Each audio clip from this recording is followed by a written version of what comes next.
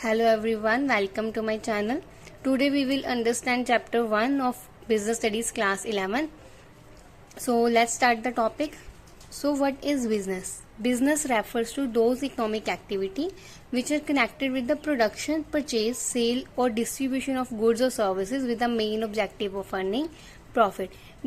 जो बिजनेस है वो मेनली हमारी एक इकोनॉमिक एक्टिविटी होती है. इकोनॉमिक एक्टिविटी मतलब जो पैसे कमाने के लिए की जाती है.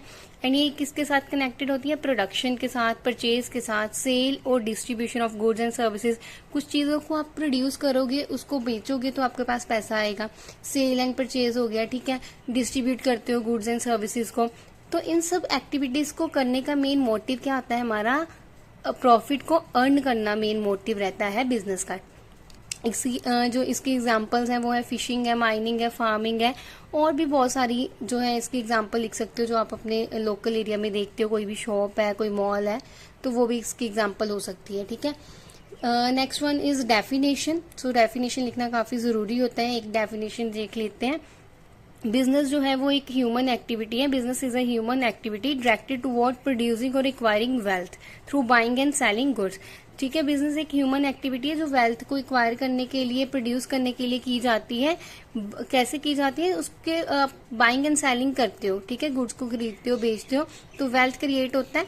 तो उसी को हम एक जो है बिजनेस बोल देते हैं. सो ये किसने दी थी? लुइस एच हनी ने ये डेफिनेशन दी है. Next one is characteristics and nature of business. So characteristics and nature कुछ भी लिखा आ सकता है. कैरेक्टरिस्टिक्स हो सकता है, फीचर हो सकता है, नेचर हो सकता है बिजनेस के. तो क्या होता है हमने मीनिंग किया पहले, ठीक है. इसके मीनिंग से ही इसकी कैरेक्टरिस्टिक्स निकल आती हैं. First one is an economic activity. सबसे पहले जो बिजनेस है वो हमारा एक इकोनॉमिक एक्टिविटी होती है.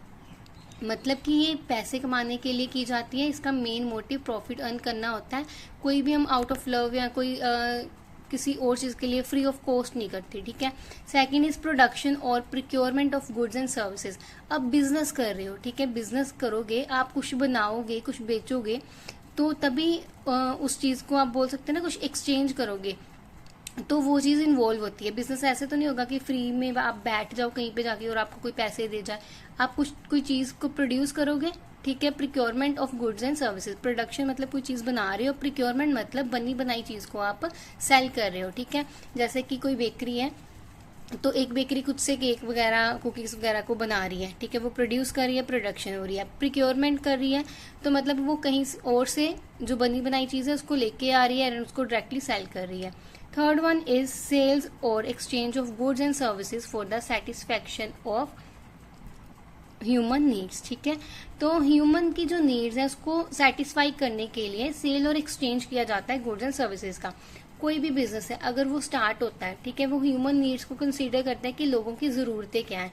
लोगों की जरूरतों को ध्यान में रखते हुए कि कोई जो प्रोडक्ट है वो लेके आया जाता है, ठीक है, लोग उसको बाय करते हैं. हमारी नीड्स जो है अब बढ़ती जा रही है. हमें जो है कंफर्टेबल गुड्स चाहिए, ठीक है.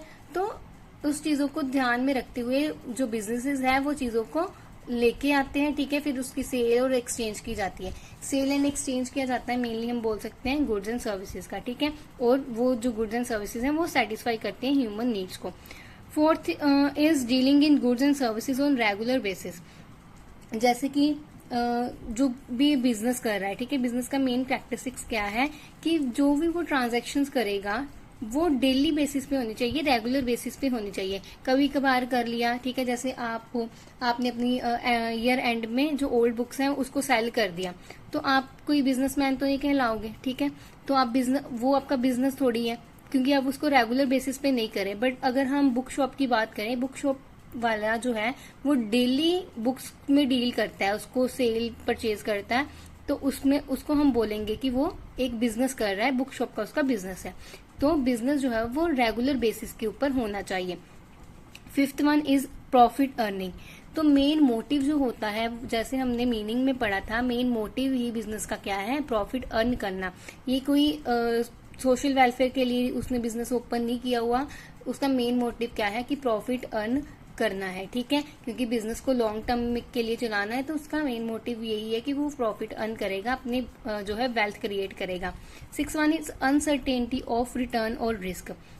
अगर हम अनसर्टेनिटी की बात करें कि जो फ्यूचर है हमारा वो अनसर्टेन है, ठीक है, हमें नहीं पता कि कल क्या हो जाए, अगले ही पल क्या हो जाए।